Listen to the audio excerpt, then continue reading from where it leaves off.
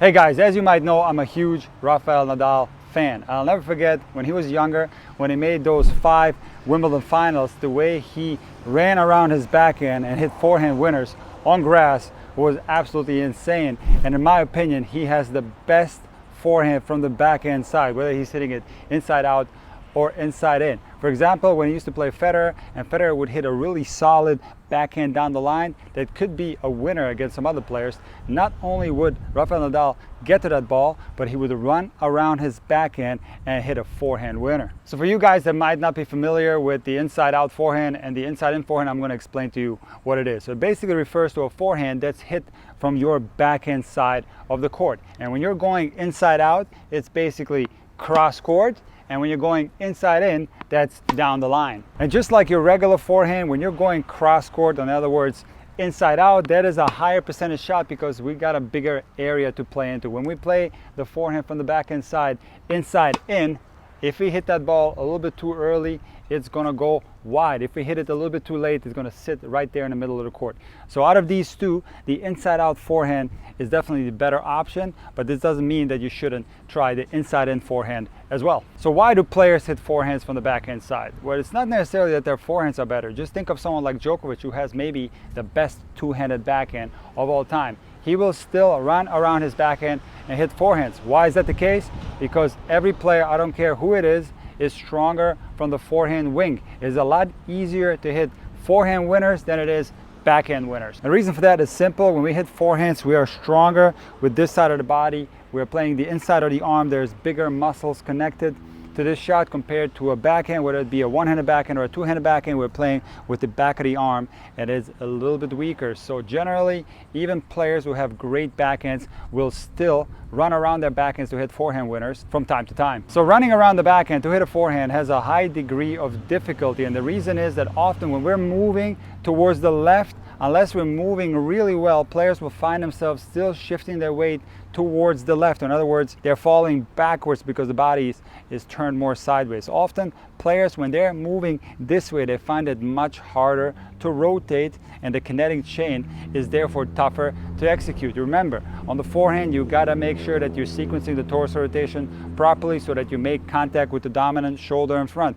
If you're more interested in finding out in great detail how this works, check out my video titled The Kinetic Chain. So that brings me to the most important point about hitting forehands from the backhand side, and that is footwork and speed. If you are someone who doesn't have good footwork and speed, do not attempt to hit forehands from the backhand side. I find myself, now that I'm getting older, as I'm getting slower with age, it's more difficult to run around my backhand. And here's what happens if you're not quick enough moving to the backhand side. You're not going to be able to set your body properly, and while you're hitting, you're still going to be moving backwards, and your kinetic chain is going to be completely interrupted, and you are actually left in a really bad position in the court because you're going to be hitting a weak forehand, leaving the entire side open. So it's really crucial that if you want to hit a forehand from the backhand side, you have to have really good footwork and you have to move quickly with a lot of speed so that you can create a lot of space between you and the ball. This is the most common mistake when it comes to hitting forehands from the backhand side. Simply players are not moving out of the way quick enough and the ball is jamming them and they're left with very weak forehands. So when you're attempting this shot,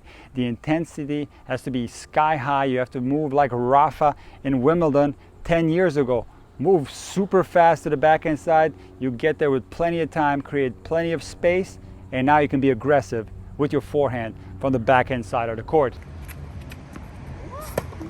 So what you should do at the recreational level is run around your backhand on weak incoming balls. This is going to be a lot easier than doing it on heavy topspin, for example. But what you will see often at the elite level is that players will try to run around their backhands even on heavy topspin balls because these are phenomenal athletes and they can pull this off. And when this is the case, actually players will move back in a semicircle so they don't go straight to the ball because a heavy topspin ball is penetrating through the court. So if they move straight across the baseline, that ball will jam them. So you will often see, especially on clays, that players will move back in a semicircle, creating space not only laterally but forwards and backwards so that the ball doesn't overwhelm them as they're attempting to hit a forehand from the backhand side. Now you at the recreational level don't have to worry about this because I don't want you to do it on these type of balls. This would be a bad shot selection. It's something that's too difficult to pull off.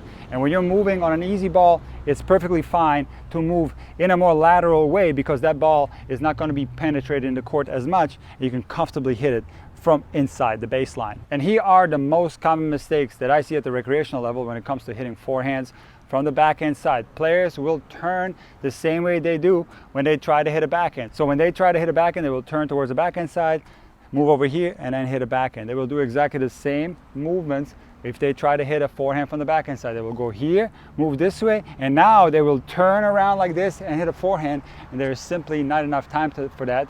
They are guaranteed to make contact somewhere back here, and they're left with a super weak shot. Another mistake that I see at the more advanced recreational level is when players sidestep the entire way towards the ball, and then they do the same thing. They end up turning too close to the ball, and there's simply not enough time for that at the higher recreational levels, and they will make contact behind as a result of this movement. And here's what you have to do when you decide to hit a forehand from the backhand side. You're going to see your opponent hit the ball. You're going to make the decision, okay, I'm going to take this as a forehand. The first thing you do is you turn towards your forehand side. Now you don't have to turn your feet completely and backpedal the whole way. You can just turn your upper body and slightly turn your feet. Now you're going to move like this. You stalk the ball this way. Now when you have to do it a little bit quicker, now you can backpedal. This is something that you can do very fast. Just picture Nadal at Wimbledon. He was backpedaling super fast like this. But on balls that are going to be a little bit weaker, you don't necessarily have to backpedal.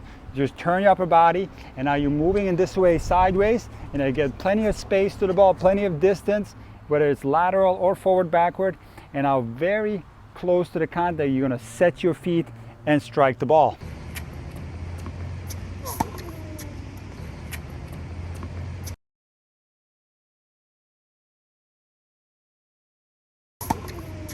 Don't make the mistake of setting too early and now sitting here and waiting for the ball with your feet set, because this ball is most likely moving with a leftward trajectory from your perspective, and it's going to go into you. So you have to make the adjustments very late into the stroke. That's why I say don't set the stroke too early on any forehand, especially when hitting forehands from the backhand side, because those balls are usually coming with a leftward trajectory, usually struck from the backhand wing. So that's the reason why you have to continue to keep your feet moving, and you're going to be setting somewhere in here.